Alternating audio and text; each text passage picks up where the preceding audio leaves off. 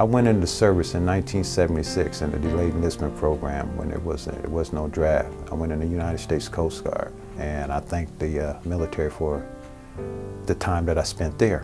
That was my first chance in life to be, to have, a future and be responsible, and I wind up messing that up. I will be 53 this year, and my addiction lasted about 28 years, some type of drug. And it got to the point where one day my building was getting ready to get foreclosed on, and I was going to have to walk the streets. It was either, this was, I guess this was my clarity moment. When you first get here, the programs that you participate in, they're designed to help you understand a lot about yourself. Where I'm at now compared to where I was, I think I'm right where I'm supposed to be at this point. I think it's a miracle. I really do, because I shouldn't be, I don't think I should be this far in a year's time after 28 years of just abusing my mind and my body. And I still use their tools, and I still use their fundamentals as far as one day at a time. All I worry about is just getting through the day. If I get through to Wednesday, then I get through Thursday. Before I know it, I get down the line, it's weeks gone, then there's a month, then there's another year. As long as I'm sober, at the end of this day, that's all I worry about is just get through this day. Where we lived was pretty far out, and whenever my car broke down, I was literally stuck, and we had no way to get anywhere, and no one to help even give us a ride.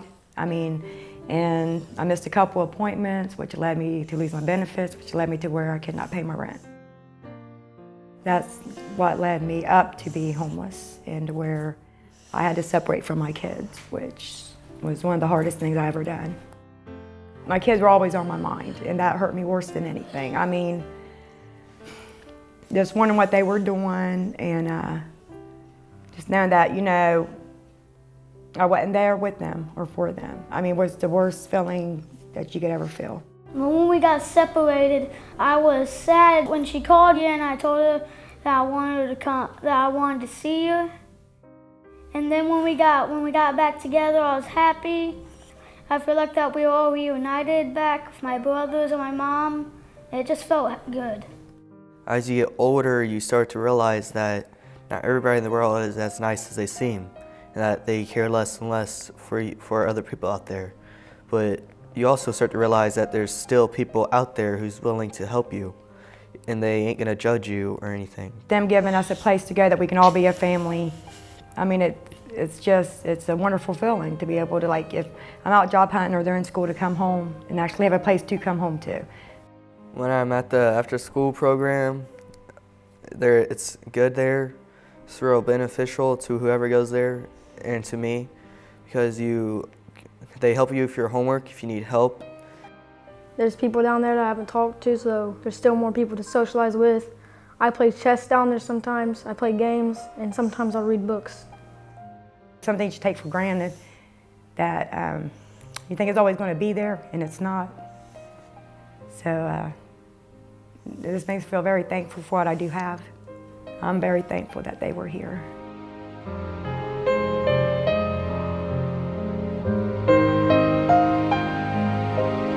I started using drugs seriously when I was 16 years old. And I knew then from that point that I was an addict. My parents ended up starting to use with me. And then my brother, shortly after that, started to use too. So we had me, my mom, my dad, and my brother all using heroin.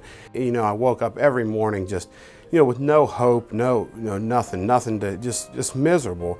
And I can remember at that time, thinking to myself, is this really, what I'm going to do every day for the rest of my life?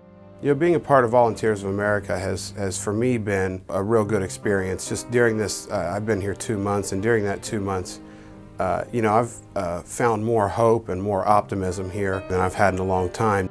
The programs they provide allow me to focus on finding a job, and also provide, drug and alcohol programming, which is important for me, obviously. They have programs that help me find permanent housing. Programs that help me get over the obstacles that I have for finding employment, like my criminal background, things like that. I learned that there's a different way of life that I can live, that I don't ever have to go back to living the way I was living, that I can always live this kind of life that I'm living now productively, where I'm going to work every day. And for the first time in a long time, when I think about the future, there's hope there, and that really is because of Volunteers of America. It really is.